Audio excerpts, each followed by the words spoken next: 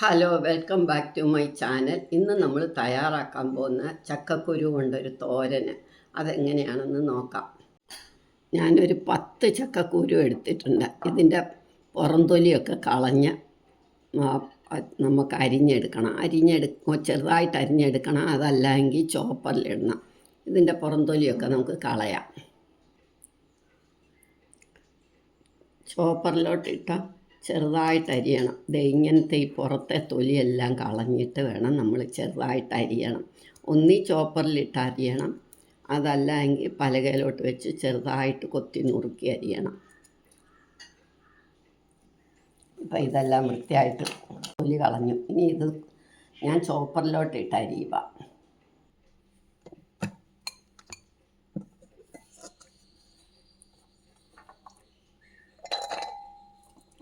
മൊത്തത്തിൽ ചക്കക്കുരുവൊക്കെ കഴുകി വെച്ചിരിക്കുക. ഇനി ഇതിനകത്തോട്ടിട്ടൊന്ന് അരിഞ്ഞിട്ട് പിന്നെ നമുക്കൊന്നും കൂടെ കഴുകാം.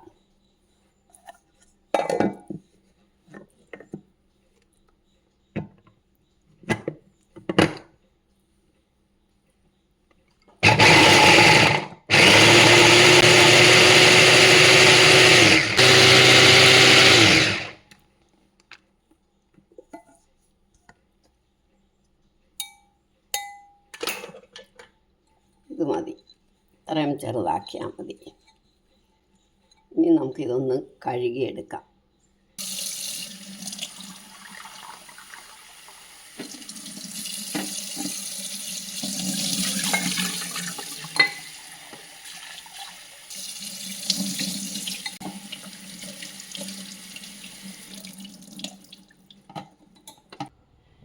ഇനി നമുക്ക് ചീനച്ചട്ടി അടുപ്പേ വെക്കാം. 2 ഉഴുന്നലക, ഒരുപാട് വേണ്ട. കടുക്,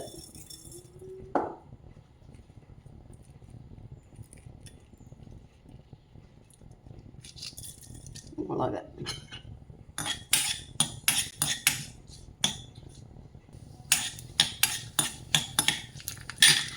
കടുക് പൊട്ടാൻ തുടങ്ങുമ്പോൾ നമുക്ക് കറിവേപ്പിലയും കൂടി ഇടണം.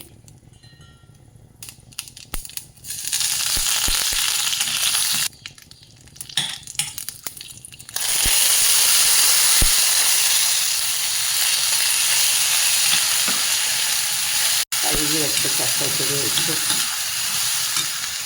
ഇനി ഉപ്പ്, മഞ്ഞൾപ്പൊടി,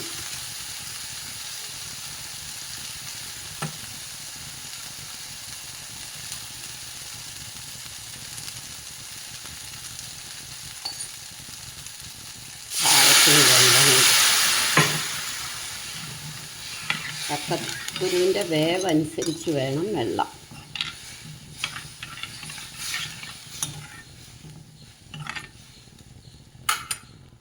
ഇതൊന്ന് അടച്ചു വെക്കാം.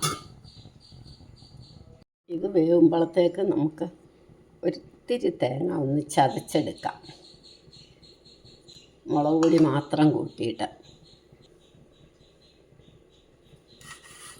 ഇത്തിരി ജീരകവും ഇടണം. എന്നിട്ട് നമുക്കിതൊന്ന് ചതച്ചുകൊണ്ട് വരാം.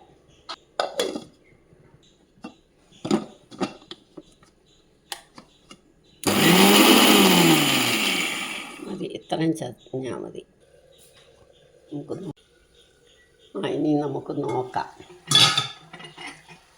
ഇപ്പം ഇത് വറ്റി.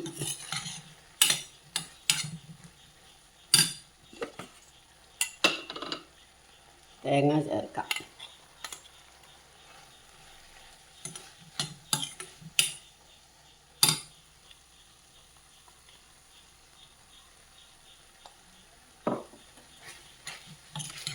ഒന്ന് തോരണം, അതിന് നമ്മൾ സിമ്മാക്കി വെക്കണം.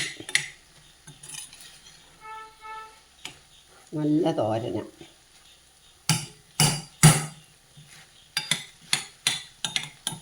ഒരു മിനിറ്റ് നമുക്കിതൊന്ന് പൊത്തി വെക്കാം.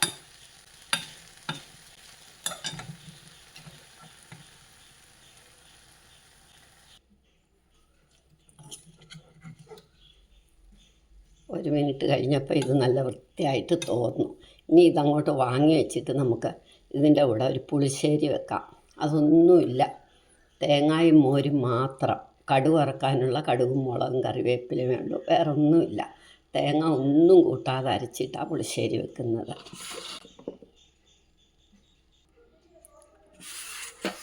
ഒന്നുമില്ല, കുറച്ച് തേങ്ങ നമ്മൾ തൈര് കൂട്ടിയാണ് അരയ്ക്കുന്നത്. ഒരുപാട് പുളി അരുത്, തീരെ പുളി ഇല്ലാതെയും വേണ്ട.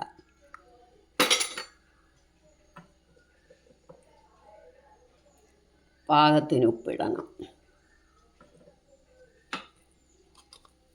ഇനി ഇത് നല്ല വെണ്ണ പോലെ അങ്ങ് അരയ്ക്കണം.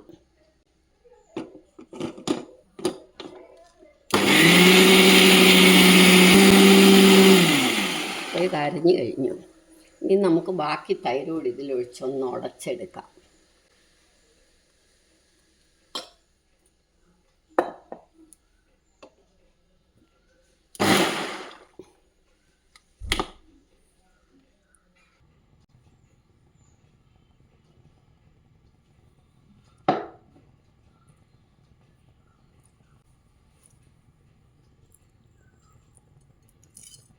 രണ്ട് ഉലുവ ഇടും കടുക് വറക്കാൻ, പുളിശ്ശേരി ആയതുകൊണ്ട്.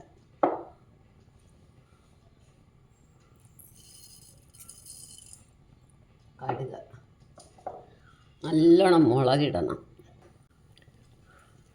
മുളകിട്ടു. ഇതൊന്ന് അടച്ചു വെക്കാം. കടുക് പൊട്ടിക്കഴിയുമ്പോൾ നമുക്ക് കറിവേപ്പില ഇട്ടൊന്ന് ഇളക്കിയിട്ട് ഇത്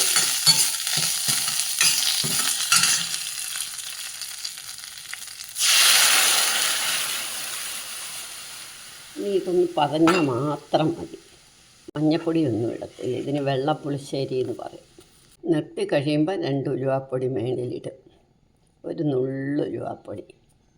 ഇപ്പോൾ പതഞ്ഞ് കഴിഞ്ഞ് നിർത്തി. ഇനി നമുക്ക് സെർവിങ് ഡിഷിലോട്ടൊരു 2-3 മിനിറ്റ് ഇരുന്നിട്ട് എടുക്കാം.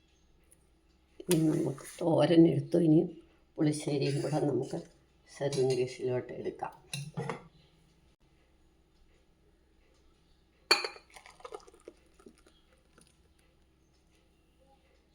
ഇനി ഇതിൻ്റെ മേളിലോട്ട് ഒരു നുള്ളു ഉലുവാപ്പൊടി, നുള്ളു മതി, നേരത്തെ നമ്മൾ ഇട്ടതാണല്ലോ അതുകൊണ്ട്. ഒരു നുള്ളും മുളക് പൊടിയും കൂടെ മതി.